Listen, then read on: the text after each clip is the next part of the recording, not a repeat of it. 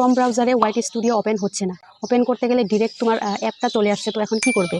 তো আমার এই ভিডিওতে আমি সলিউশন দেবো, মাত্র 1 মিনিটে সলিউশন পাবে। ইউটিউব চালাতে গেলে কিন্তু স্টুডিও খুবই জরুরি একটা অ্যাপ, কারণ ইউটিউবের মেন হলো ওয়াইটি স্টুডিও। ওয়াইটি স্টুডিও যদি না চালাতে জানো তাহলে কিন্তু ইউটিউব চালিয়ে লাভ নেই, কারণ ইউটিউবের ভিডিও আপলোড থেকে ধরে সমস্ত সেটিং সব কি ওয়াইটি স্টুডিও দিয়ে করা হয়। যে আমরা জানবো আজকে ভিডিওতে যে ক্রোমে ওয়াইটি স্টুডিও কেন ওপেন করতে হয়। অনেক কিছু সেটিং করতে হয় তোমার ক্রোম ব্রাউজারে গিয়ে। তুমি ওয়াইটি স্টুডিও অ্যাপটা ক্রোম ব্রাউজারে ওপেন করতে গেলে ডাইরেক্ট তোমার অ্যাপটা চলে আসে।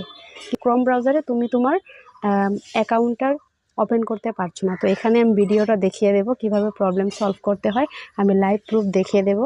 তো ভিডিওটা স্কিপ না করে সম্পূর্ণ দেখতে থাকো। তো আমি এখানে ক্রোমে চলে যাব, ঠিক আছে। ফার্স্ট আমি ক্রোমে চলে যাব, তারপর এখানে তোমরা সার্চ করবে ওয়াইটি স্টুডিও। দেখতে পাচ্ছ studioyoutube.com, এখানে সার্চ করবে। তো এখানে দেখতে পাচ্ছ try out YouTube studio app.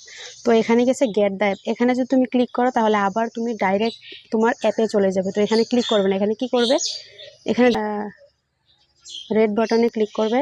Click করার পর এখানে ডেস্কটপ সাইটটা তুমি এনাবেল করে দেবে, ঠিক আছে। এনাবেল করার সাথে সাথে দেখবে তোমার ক্রোম ব্রাউজারে তোমার অ্যাকাউন্টটা চলে আসছে ইউটিউব, ঠিক আছে, ইউটিউব চ্যানেলটা চলে আসছে। তো এইভাবে তোমার প্রবলেম সলভ করে নিতে পারো, ঠিক আছে। তো এখানে আমি ভিডিওর থ্রুতে দেখিয়ে দিলাম। তো যদি ভালো লাগে তো লাইক কমেন্ট শেয়ার করো।